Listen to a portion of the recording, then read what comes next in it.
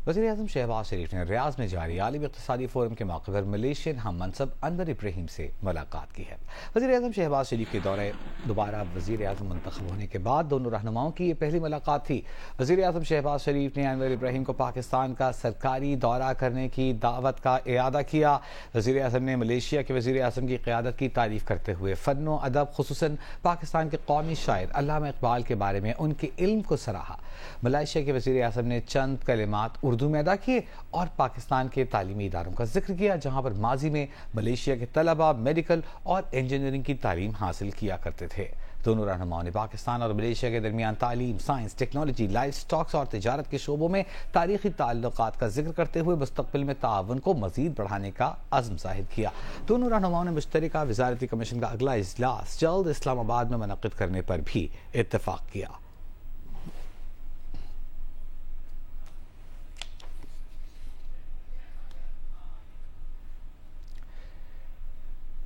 बशाम में चीनी इंजीनियर्स की गाड़ी पर कार बम हमले में मुलव्विस 4 दहशतगर्दों को गिरफ्तार कर लिया गया। सीटीडी के मुताबिक गिरफ्तार दहशतगर्दों का ताल्लुक कलअदम टीटीपी से है। इस नेटवर्क के दीगर दहशतगर्दों की भी शनाख्त कर ली गई।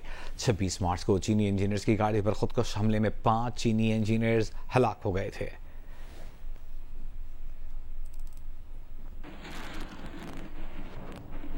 और यहाँ हम आपको बताएं कि हसास इदारे ने मलाकन डिवीजन में खुदकुश हमले का अलर्ट 15 मार्च को जारी किया था। बशाम में चीनी इंजीनियर्स पर हमले से 11 दिन पहले जारी होने वाला हसास इदारे का मुरासला जियो न्यूज़ ने हासिल कर लिया है। तफसील जानेंगे नुमाइंदा जियो न्यूज़ अयाज अकबर यूसुफजई से। अयाज, क्या तफसील सामने आ सकी है?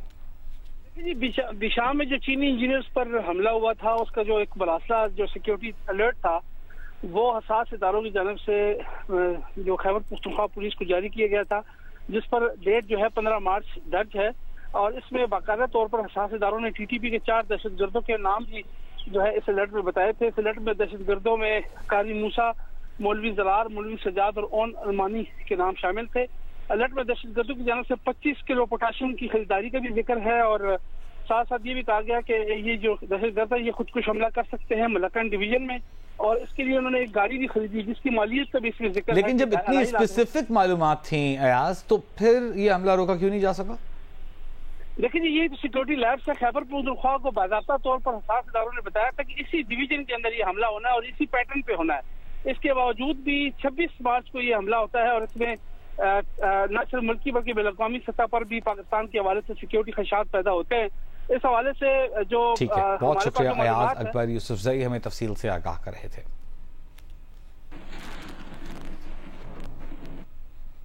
स्टेट बैंक ने शरह सूद 22% बरकरार रखने का ऐलान कर दिया। महंगाई में कमी आ रही है, मुस्तकबिल में महंगाई मजीद कम होगी। स्टेट बैंक का ये कहना है कि करंट अकाउंट खसारे में कमी आ रही है, ज़रिए मुबादला के ज़खायर मुस्तहकम हो रहे हैं। अपोजिशन लीडर उमर अयूब कौमी असेंबली के इजलास में खिताब कर रहे हैं।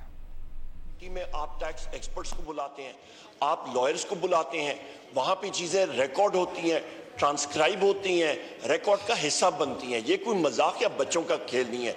इसके डीप सीटेड आपके मॉनेटरी हिट्स होती हैं, मॉनेटरी इसकी रिपरकशंस होती हैं। लिहाजा आपसे ये इस्तदाद है कि इसको सीरियसली हम लोग लें, सीरियसली लें।